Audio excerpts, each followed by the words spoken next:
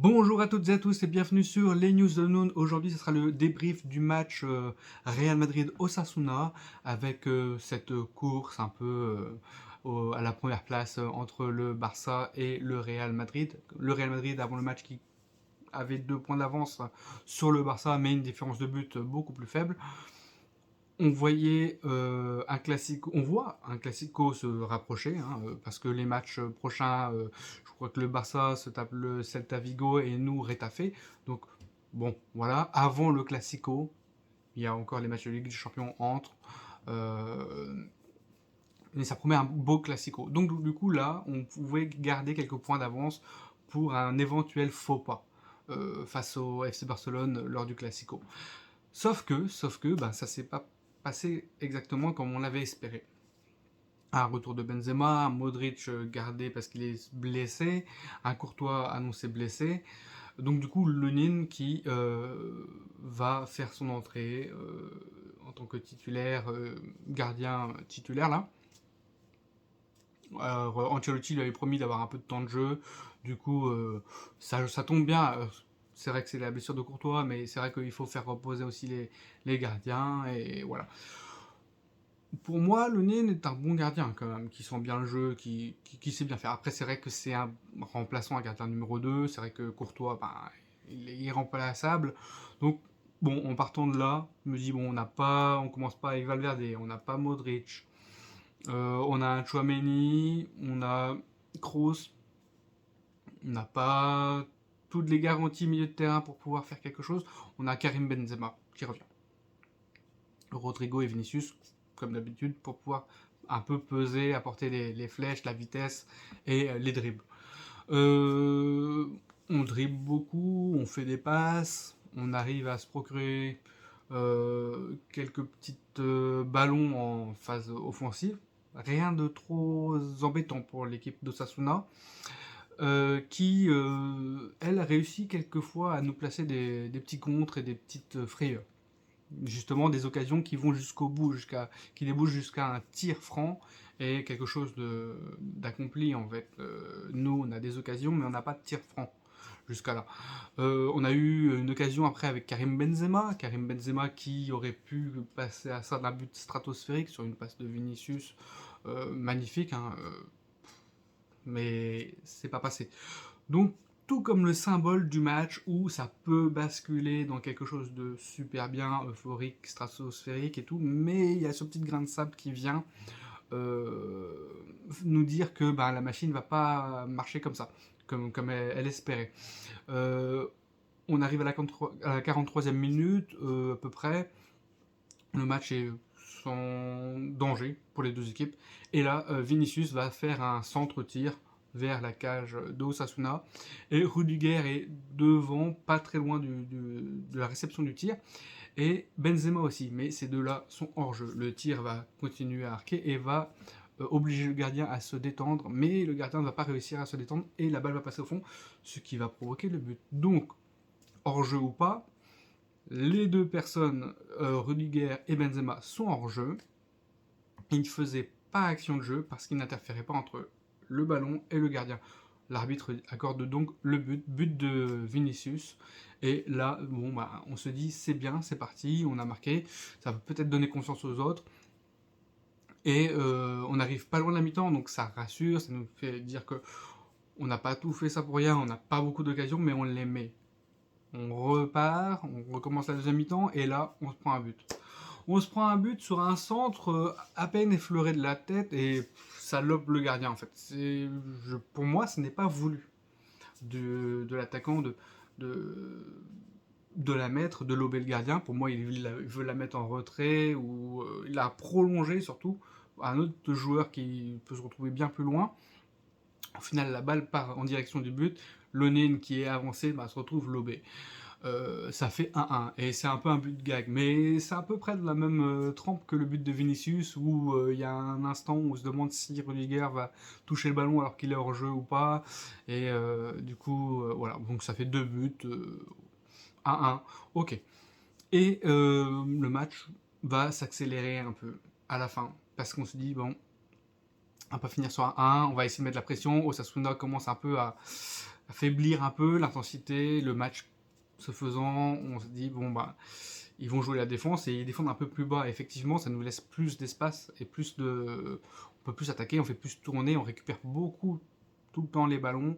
Donc du coup, on est plus à l'aise. Maintenant, de là à marquer, c'est autre chose. Que quelques rares petites choses de Karim Benzema qui peuvent peut-être partir dans les buts. Et là, on se retrouve sur une phase où Benzema reçoit un ballon de Camavinga, magnifiquement mis, hein, vraiment magnifique. Benzema contrôle et va pour pouvoir mettre soit une tête, soit pouvoir la remettre au niveau du pied. Mais il y a but, hein, c'est sûr. Mais il se fait pousser par le défenseur. La VAR intervient, penalty, carton rouge, du coup. Osasuna se retrouve à 10. Il dit bon bah Karim Benzema va marquer le penalty. Sauf que un penalty, c'est pas tout le temps mis, et on sait que Benzema revient de blessure. Benzema n'a pas forcément beaucoup joué, n'a pas fait le match qu'il souhaitait, même s'il a fait un bon match, un très bon match par rapport à ce qu'il fait. Hein. Les marquages, il a essayé de jouer beaucoup, de décrocher, de faire des bonnes passes, de retrouver son rythme, parce que c'est vrai que c'est pas forcément facile. Et il loupe. C'est pas que c'est arrêté, c'est sur la barre.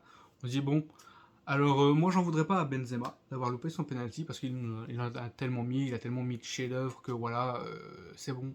Il y a que celui qui tente rien qui ne peut pas louper.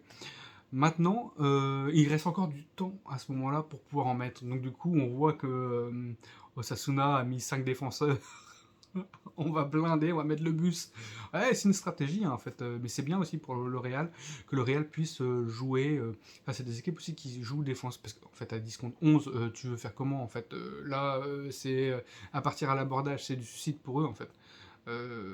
Si on réfléchit bien, c'est la seule façon de limiter la casse, de dire bah si on encaisse, bah, on aura fait ce qu'on a pu. Si on n'encaisse pas, bah, on aura réussi ce qu'on est venu faire. Au moins, prendre un point, c'est déjà pas mal, plutôt que d'en prendre 0, sachant que le Real est invaincu et sur une série de victoires, bah, voilà.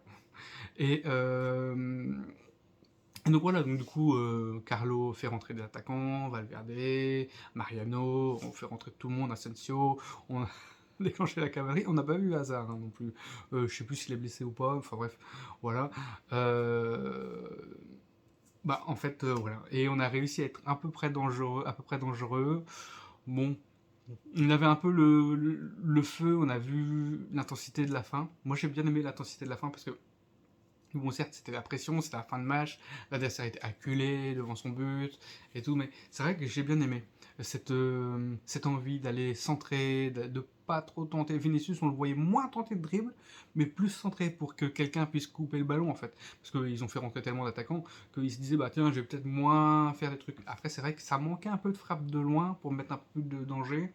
Les frappes étaient souvent contrées, mais c'est vrai qu'on a Valverde, Asensio, Carvaral, des fois, qui peut mettre des frappes de loin. Ouais, on a marqué Vinicius sur une frappe de loin, mais même Kroos, il aurait pu mettre à un moment donné sa frappe dans le match.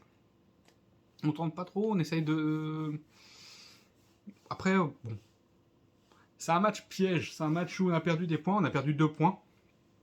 Pas dire que voilà, le Barça reprend la tête du classement avec la différence de but. Je crois qu'ils sont à plus 18 et nous on est à plus 11, donc du coup on est dessous. Donc 19-19, 19 moins, 19 moins. 19 points, 19 points. Enfin bref, on est ah ouais, non, plus 18 et nous on est plus 11. Ouais. Voilà. Donc du coup, qu'est-ce que je vais dire sur ce match-là? C'est un match intéressant parce que même si on a pris que 1 point alors qu'on a perdu des points, on a vu aussi une équipe qui défendait beaucoup à la fin du match. On a vu une équipe qui a su, avec un peu de chance aussi, marquer. On reprend du rythme, on reprend du rythme, on reprend du rythme. Et puis il y a le match contre le Shakhtar aussi qui va arriver en Ligue des Champions. Ça va pas être de la tarte, ça va être un match très dur parce qu'au final, le Shakhtar bouge souvent le Real et vu comment ils sont assez réalistes dans le but. Donc c'est bien, c'est bien, c'est bien, c'est bien qu'on essaye de faire tourner la machine. Avoir après une équipe qui est passée en défense et nous qui avons pu travailler nos gammes en attaque, faire tourner le ballon, faire prendre du rythme à Benzema et tout, avoir mis Mariano et tout, c'est vrai que ça donne confiance, et puis on se dit, bah ouais, c'est bon, et on aura besoin de tout ce monde-là pour pouvoir jouer. Donc on a peut-être perdu des points, mais voilà, il faut gagner contre le Barça du coup. On n'a pas le droit de perdre, gagner ou égaliser. Si on fait match nul contre le Barça, pourquoi pas, mais après c'est mieux de le gagner, c'est sûr que c'est un classico ça se joue pas, ça se gagne comme on dit.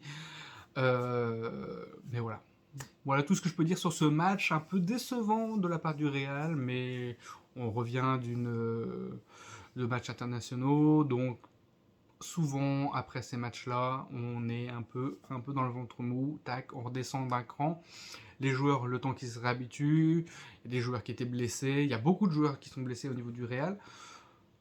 On va réussir, on a mis quand même engrangé quelques points supplémentaires, les 2 points là, qui faisaient matelas, on les a utilisés, maintenant on va essayer de se refaire un matelas, on va essayer de repartir de l'avant, on va essayer de faire quelque chose de propre.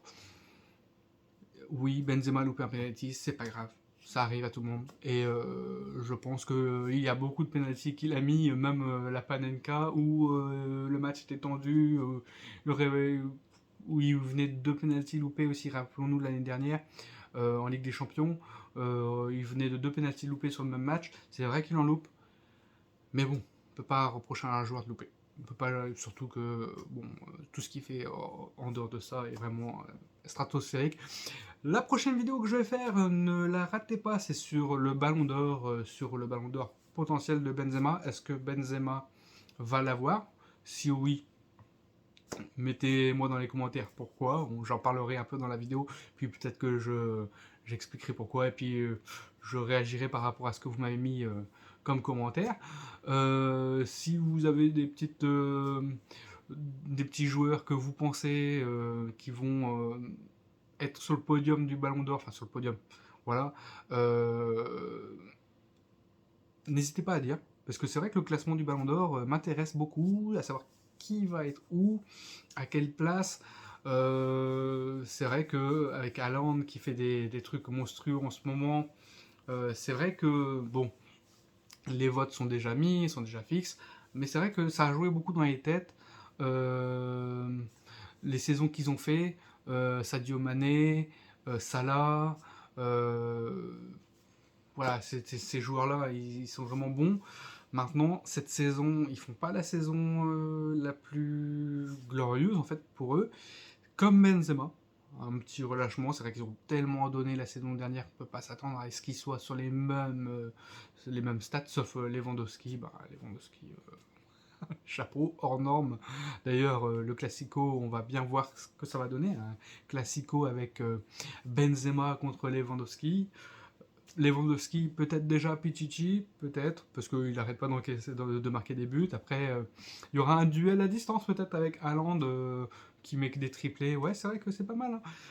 Bon, enfin bref, pour le Ballon d'Or, n'hésitez pas à dire en commentaire. Et puis après, peut-être que pour le prochain Ballon d'Or, avec la Coupe du Monde à venir, il y aura de nouveaux trucs à voir. Hein, parce que c'est vrai que des joueurs qui vont se démarquer avec leur formation, qui ont plus de chance. Moi, je vois plutôt un Neymar avec le Brésil. Parce que le Brésil, je vois le Brésil arriver très loin dans cette Coupe du Monde. Parce que le Brésil, c'est vraiment une équipe très forte, hein, très robuste, à l'aise en tout. Que ce soit technique et tout. Mais je pense que le Brésil est vraiment une très bonne équipe. De toute façon, Brésil-Argentine, ceux-là, il faut se méfier. C'est vraiment de très très très bonnes équipes, et je pense que le Ballon d'Or est vers je pense pour la prochaine Coupe du Monde, parce que je les vois arriver très loin. Voilà, c'est tout pour moi pour aujourd'hui, et puis n'hésitez pas à checker pour la prochaine vidéo. Tchou!